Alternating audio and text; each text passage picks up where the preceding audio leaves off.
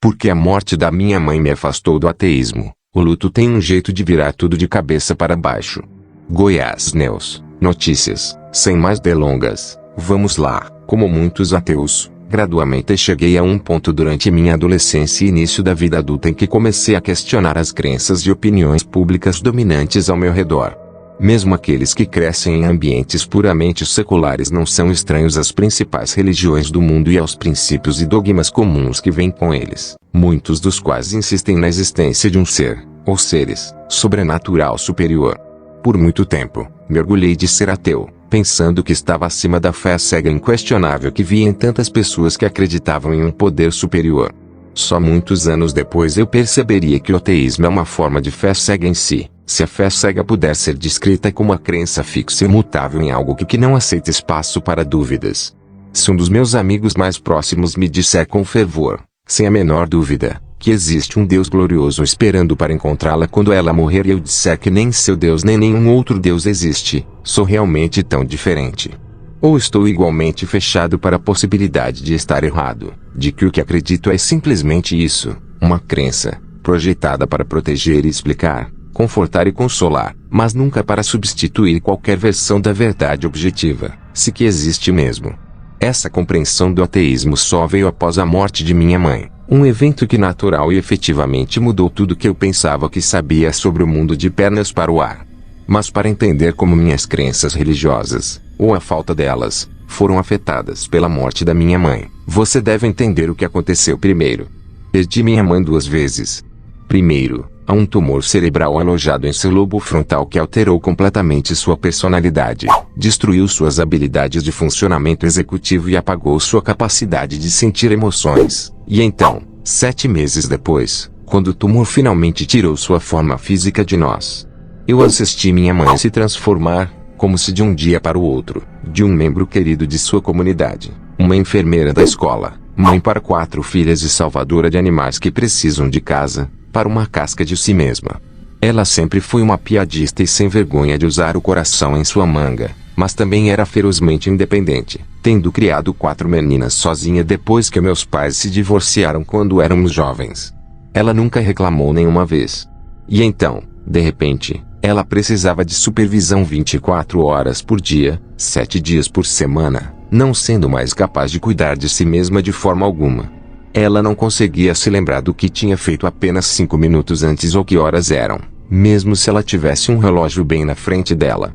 Ela passava os dias assistindo televisão ou dormindo ou olhando para o nada com um vazio nos olhos.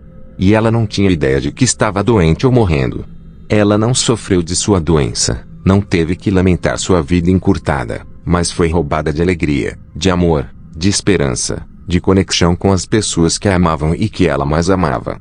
Embora eu estivesse ao seu lado quando ela deu sua última respiração, não consegui me despedir nem ela, e isso tem me assombrado desde então.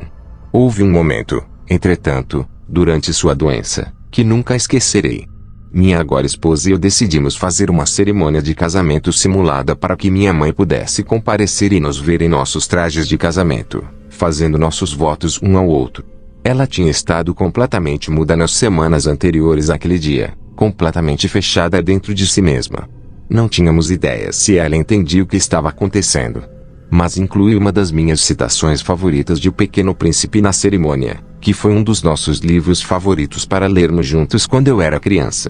A leitura foi retirada do capítulo em que Raposa ensina o príncipe sobre a importância e a singularidade da rosa que ele decidiu domesticar como sua. Quando os 2 amigos se separam, a raposa diz ao príncipe: é apenas com o coração que se pode ver corretamente. O que é essencial é invisível aos olhos. E o príncipe se certifica de lembrar. Enquanto o namorado da minha irmã, que estava oficializando o casamento simulado, li esta passagem em voz alta, olhei para minha mãe por hábito. Ela estava observando em silêncio, atenta, com seu boné cinza torto sobre a cabeça e meu buquê de tulipas multicoloridas agarrado em seu colo.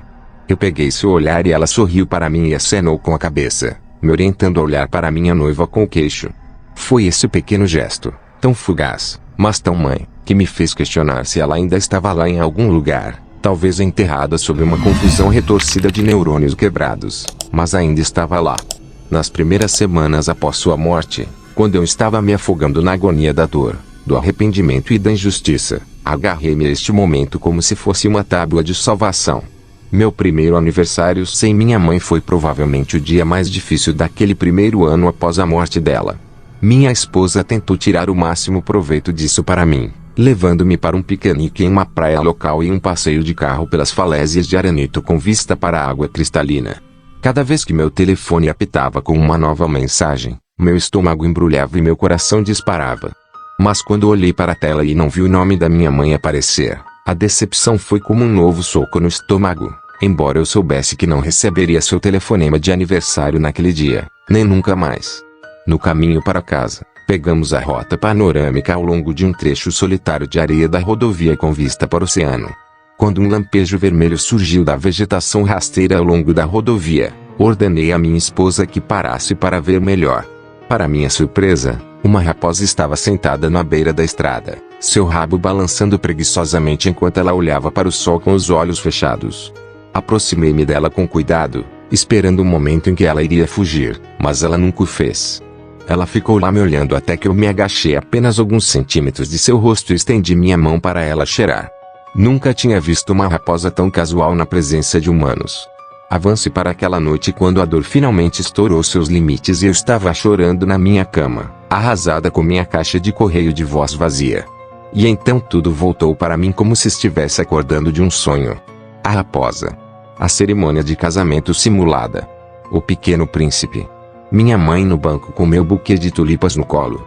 No momento em que seus olhos se conectaram aos meus eu a senti ali, mesmo que por um segundo, e ela não estava perdida para o mundo ou doente ou outro. Eu me perguntei se eu não tinha percebido.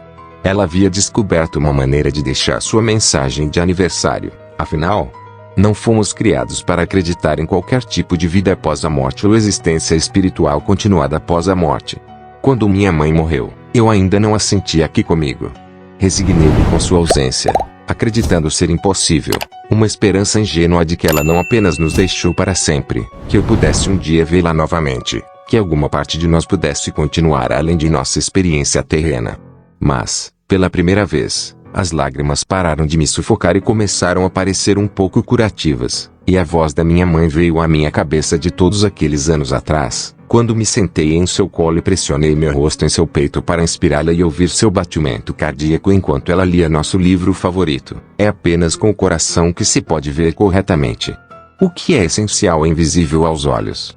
Ainda não posso dizer se este momento foi significativo simplesmente porque optei por interpretá-lo como tal ou se havia algo mais profundo, espiritual acontecendo. Minha mãe mandou a raposa na minha direção. Meu eu anterior teria rido dessa pergunta. Você parece maluco, ela dizia. Você não é uma daquelas pessoas religiosas que acreditam em um homem invisível no céu que age como um guardião para algum tipo de vida após a morte mítica. A reação desse eu anterior me deixa triste e, para ser honesto, talvez um pouco envergonhado. Ela parece tão ignorante, tão firme em sua recusa em se juntar às massas em seu pensamento de grupo. Mas não existe meio termo. Talvez não haja um homem invisível no céu, mas não há outras possibilidades.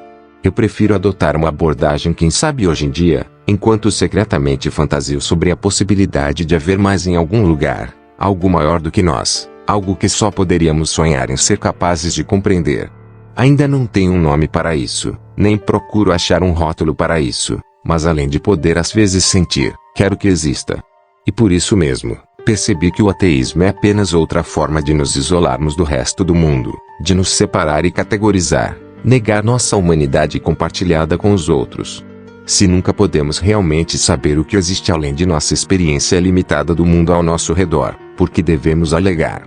Por que devemos tentar tirar conclusões? Se há uma coisa que todos os seres humanos têm em comum, independentemente de suas crenças religiosas e espirituais, é a capacidade de ter esperança. Eu diria que aqueles que têm fé cega na continuação da vida após a morte têm uma superabundância dessa esperança, enquanto aqueles que negam essa possibilidade estão simplesmente reprimindo sua esperança. O filósofo Miguel de Unamuno chamou a crença na imortalidade de belo risco simplesmente porque nunca podemos saber com certeza o que nos espera depois de morrermos. Mas se vamos tentar descobrir de qualquer maneira, por que não abraçar nossa fome de imortalidade e nos permitir imaginar? Talvez minha mãe ainda exista de alguma forma além da minha compreensão e talvez ela não.